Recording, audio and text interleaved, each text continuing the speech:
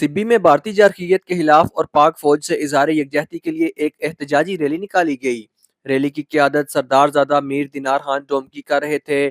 احتجاجی ریلی میں قبائلی عمائدین، کونسلر، اقلیتی برادری کے افراد اور شہریوں کی بڑی تعداد نے شرکت کی۔ ریلی میونسپل کمیٹی آفس سے شروع ہو کر شہر کے مختلف شاہراہوں سے ہوتی ہوئی پریس کلب سبی پہنچی، جہاں بھارت مخالف اور پاک فوج کے حق میں زبردست نعرے بازی کی گئی۔ احتجاجی ریلی سے سردار زادہ دینار خان ڈومکی اور دیگر نے خطاب کرتے ہوئے کہا کہ پاکستانی قوم اپنی فوج کے شانہ بشانہ کھڑی ہے اور ہماری افواج دشمن کو منہ توڑ جواب دینے کی مکمل صلاحیت رکھتی ہیں۔ ہم دفاع وطن کے لیے ہر قسم کی قربانی دینے کو تیار ہیں۔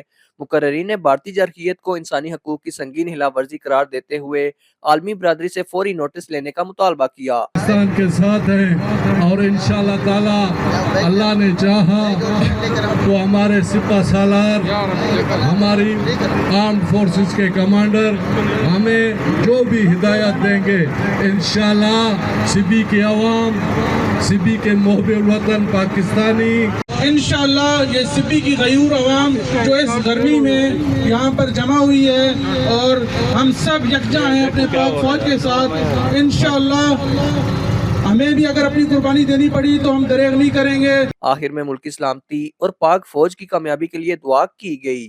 اللہ یار ڈومکی، JK نیوز، سبی۔